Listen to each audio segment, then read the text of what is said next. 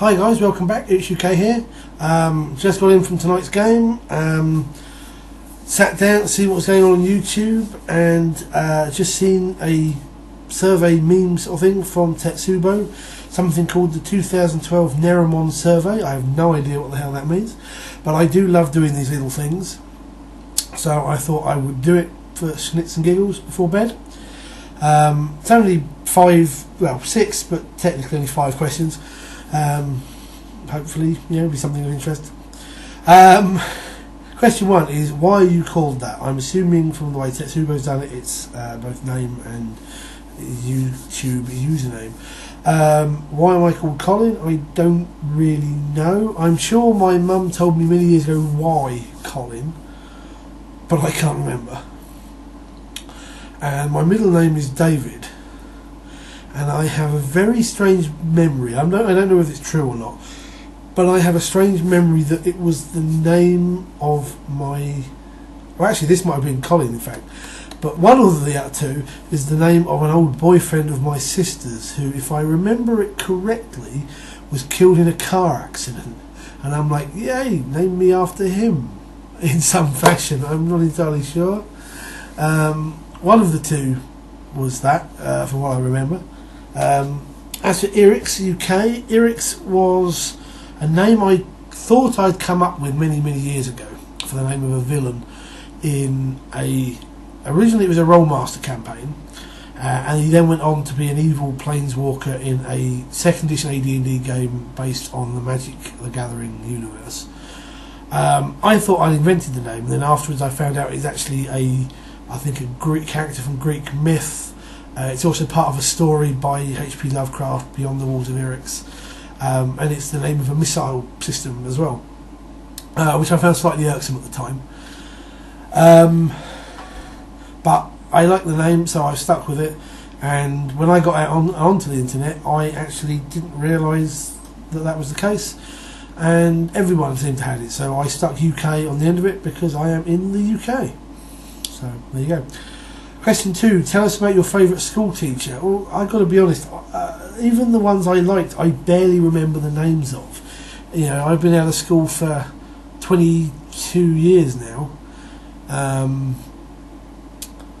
But there was one I liked. Miss Smith, I believe her name was. I want to say it's Jane Smith, but I don't know. I definitely remember her surname was Smith, and she was a English teacher I had in what would have been the 3rd year of high school. I don't know what that accounts now to this weird American style format of grades, but it was the 3rd year out of 5 that I had her for English, and I had a really big crush on her. She was really nice. She wasn't like a lot of teachers I had at the time who were quite miserable. Yes, I won't swear, but most of the teachers I found I had were so up themselves and arrogant and, quite frankly, rude. And she was really nice, and I had quite a crush on her. And unfortunately, after that year, she left on maternity leave, and I never did see her again or whatever happened to her. Question 3, what's the strangest food you've ever eaten? Okay, there's a few here. One that I actually like, but most people give me really weird looks for, is on occasion when I want a snack, I will do a peanut butter and sweet corn sandwich, because I think the flavours go together so well, and it's absolutely lovely. I haven't had that for a while, but that's a favourite snack of mine. An accidental one would have been when the recent King Kong film came out, several years ago, about 5-6 years ago. Some friends and I had gone to the cinema to see that, and we popped afterwards to a cafe place there called Frankie and Benny's, and I'd ordered onion rings, and they sent me squid rings, and that was a almost blow chunks style encounter of food, because that was absolutely disgusting. But probably the strangest is quite a funny story. My mum, even before her current mental health issues, has always been a bit dappy in the kitchen department. And many years ago, we are talking very early 90s, she had she used to cook things like pastries, you know, like cheese and onion pasties and what have you. And she did some cheese and onion pasties, and she did some apple and custard pasty, sort of like apple pie sort of style things. And she put them in, made them exactly the same type as the shape and design as the cheese and onion ones, and got them mixed up in the dinners. And I kind of took a bite of apple pasty and peas and carrots and what have you, and meanwhile my dad sat there and ate that plus his cheese and onion pasty and custard without actually knowing. So yeah, just random story there. Number 4, tell us about your first gig. That was a thrash metal band called Annihilator, who I went to see in, it must have been,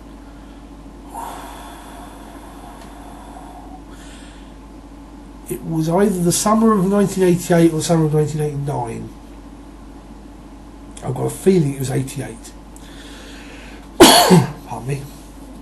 And I was into heavy metal and thrash then, just as I am now. And they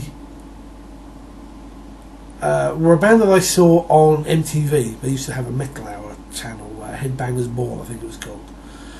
And my mate Chris and Ian, we were all a bit metalheads. We got tickets to go see a gig at the London Astoria back when it still existed. And I remember it was one of those most awesome, you know, you have certain memories in your life which are absolutely awesome, things you've done which are just fantastic, that never repeat themselves, and this was one of them for me. We'd got, I think Ian's dad drove us down to some tube station. We got the train, train station close to London, or just on the outskirts of London, and we tubed in.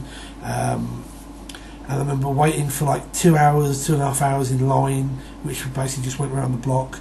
And we got in there. Bear in mind that we were 15. Excuse me. We were 15 at the time, and we got in there. And for some strange reason, they just assumed everybody was at least 18, and we got served at the bar, and we got quite wasted. And a couple of bands on beforehand. I think I remember one of them was a band called Horse London. Well, I can't remember who the other one was. And then Annihilator came on, and it was awesome. You know, I just kind of felt in my element at the time. It didn't help that for the second half of their performance, when I got tired, I just kind of sat down at a relevant point, and didn't realise till later that I was right in front of the huge, great big bass bin speaker sort of things, and I didn't hear properly for about a week afterwards, which was, oh yeah, I look at it and go awesome. I also remember it being an incredibly, I mean, this isn't amusing for the chap involved, but I didn't do any stage diving. I'm too big a lad. You know, I daren't do things like that in case I kill people. But at least my mate Chris got up there and did the whole thing and threw himself off. And I just felt sorry. There's one bloke, I say bloke, young man, who did it. And for some strange reason, the crowd, instead of like catching him, just went, and he just went smack into the floor.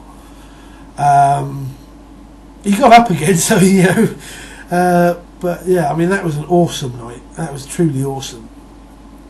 We got out at about 1 o'clock, I think, something like that, and yeah, midday the following day before we actually got up, and that was it. It was just in my ears the whole time. It was an awesome night. I've never been a big gig fan since, though. I don't really like concerts. I find bands actually do sound better on DVD or tape or record or whatever, so I don't really go. Anyway, question 5. Your favourite place in the world is really... there's a little spot about 5 minutes from here. It's a little brook with a wooden bridge, and whenever I need to think about stuff or I'm worried, I go and stand on that. Usually, I mean, sometimes in the afternoons, but it's often, you know, like 1, 2 in the morning when something's really bugging me. I'll go stand on that, and you've got houses to one side, and you've got a big field, and then houses to the other, and you can just listen to the burble of the brook, and just, you know, let the powers that be, you know, sort of try and wibble in your ears. and I find it really relaxing. I haven't been for a while, and I really should do the way life's going at the moment. But that is my favourite place in the world, to be fair. Then the last question, number 6, is who do you want to answer this survey next? Well, my answer to that is anyone who wants to. I like doing these things. I know not everybody does, so I'm not going to tag people. It'd be good if you did them. Do some vid responses and see what happens. Anyway, that's enough for me. I have wabbled on far too long than I intended to, and I need my bed. So, pardon me. Until tomorrow, take care and look after yourselves. Bye.